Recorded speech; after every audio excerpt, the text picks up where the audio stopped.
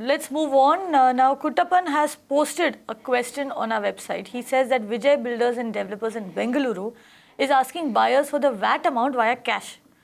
Now, if a buyer refuses to pay VAT via cash, they are harassed. The builder takes a sale document directly from the registrar's office without their knowledge and threatens the buyers. They've also sent goons to their home. Kuttappan wants to know if it is legal for a builder to ask for VAT to be paid in cash.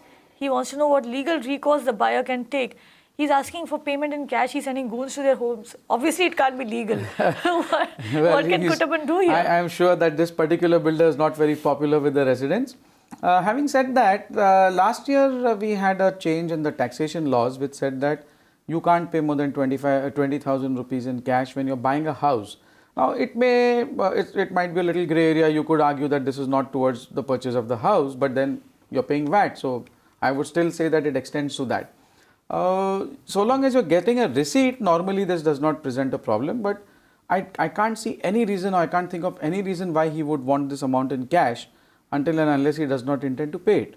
So, I would not advise you to pay the cash. I would advise you to ask the builder and put it on record that while you are willing to pay it, you will pay it by any of the official methods of payment, which is check, demand draft or NEFT or RTGS, but place it on record that you intend to pay. Write him a registered letter, get an acknowledgement of that, and then take it forward from there. If he accepts it, great. If he doesn't accept it and you are not getting your agreement, etc., then you take action. And if the builder sends goons to his home, can he go to the police and file a complaint? Of course, he can go to the police, and I think if he is doing this with multiple people, we always say that you get together as a group and then you go to the police or whichever authority or forum you want to go to, because then it proves the fact that 20 people or 100 people could not possibly be making up this story. Strength in numbers always helps. You can watch live TV on our website mpnow.in. Find us on Facebook at facebook.com/magicbricksnow.